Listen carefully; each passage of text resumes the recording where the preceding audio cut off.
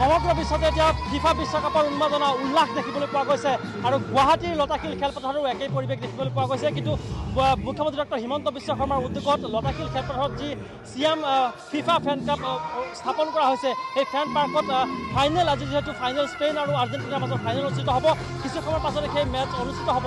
আৰু তাৰ পূৰ্বে দেখিবলৈ পোৱা গৈছে বিভিন্ন প্ৰান্তৰ পৰা যিসকলে ফুটবল ভাল পায়, সেই ফুটবল ভাল পোৱা লোকসকলে নিজৰ পচন্দৰ দলটোক ছাপোৰ্ট কৰিবলৈ ইয়াতে ভিৰ কৰা পৰিলক্ষিত হৈছে। কেৱল পাছত পংকজ আছে মোৰ লগত, পংকজক মই সমগ্ৰ দৃশ্য দেখুৱাবলৈ অনুৰোধ জনাইছোঁ। আচলতে খুব সুন্দৰকৈ ট্ৰফি স্থাপন কৰা হৈছে আৰু ইয়াতে আমি ইতিমধ্যে ছেমি ফাইনেলতো ইয়াতে আহিছিলোঁ, দেখিবলৈ পাইছোঁ যে হাজাৰ হাজাৰ লোক কেৱল অসমৰ নহয়, উত্তৰ পূৰ্বাঞ্চলৰ বিভিন্ন ৰাজ্যৰ পৰা ইয়াতে যিসকলে ফুটবল ভাল পায়, ফুটবল ফেনসকল ইয়াতে আহি নিজৰ দলটোক ছাপোৰ্ট কৰা পৰিলক্ষিত হয়। আৰু এয়া ফাইনেল মেচ আৰম্ভ হোৱাৰ পূৰ্বৰ দৃশ্য দেখুৱাইছোঁ।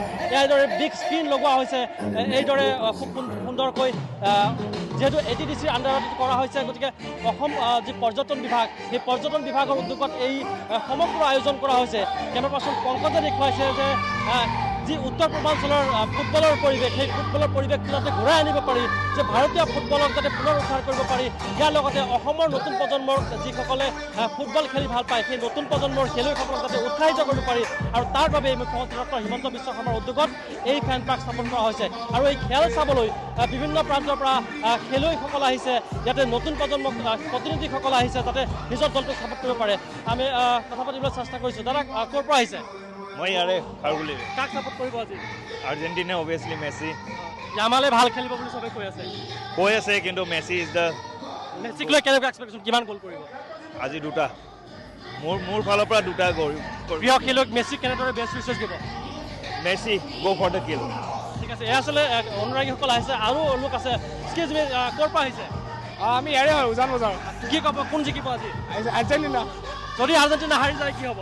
হৰা চান্স নাই। এনেতো আমি বাৰ্চিলোনা ফেন হয়, তো স্পেইন আৰু আৰ্জেণ্টিনা দুইটা প্লেয়াৰকে আমি ছাপোৰ্ট কৰোঁ, কিন্তু মেছিৰ কাৰণে বেছি চফ কৰ্ণাৰ আছে, তো আৰ্জেণ্টিনা জিকিবই লাগে। আৰু মেছি কিমান গ'ল কৰিব, কিমান এক্সপেক্টেশ্যন বুলি ক'ব গ'লে যিহেতু ইণ্টাৰনেশ্যনেলত চাগে এইখনে শেষ হ'ব, তো হেট্ৰিক এটা হ'লে বেয়া নালাগিব।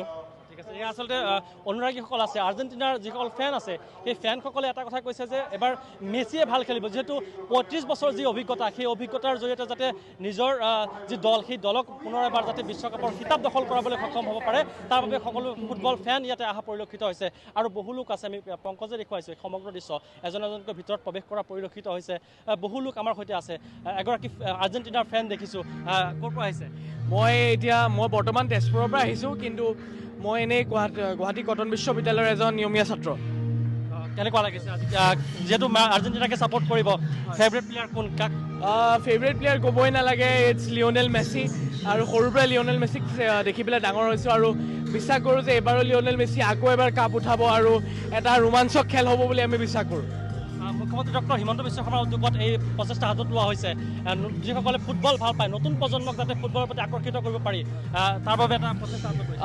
এইটো এটা ডাঙৰ কথা, এইটো এটা ডাঙৰ পদক্ষেপ। মই ক'ম যে আমাৰ মাননীয় মুখ্যমন্ত্ৰী ডাঙৰীয়া হিমন্ত বিশ্ব শৰ্মাই যে ইমান ডাঙৰ এটা পদক্ষেপ লৈছে, যাতে আমাৰ ফুটবল ফেন্সখিনিয়ে লাইফ টাইমত এটা ফুটবল মেচ চাবলৈ পাৰে। কিয়নো আমাৰ বহুত অসুবিধা হয়, কিয়নো ফুটবলটো এটা US-ত হওক বা বাহিৰা দেশত এটা এনেকুৱা খেল হয়, আৰু এনেকুৱা টাইমিঙত চাবলৈ দিগদাৰ হয়, বহুত ছেফটি ৰিজনটো আহি পৰে। কিন্তু ইমান নিয়াৰিকৈ, ইমান ভাল ছিকিউৰিটি থকাতকৈ তেখেতে এইটো কৰিছে, এইটো আমি আন্তৰিক ধন্যবাদ জনাইছোঁ। আৰু অনুগ্ৰহ কৰিছোঁ যে ডক্টৰ হিমন্ত বিশ্ব শৰ্মাই যে আমাৰ লগত আজি আহি পেলাই এই ফাইনেল মেচখন উপভোগ কৰক।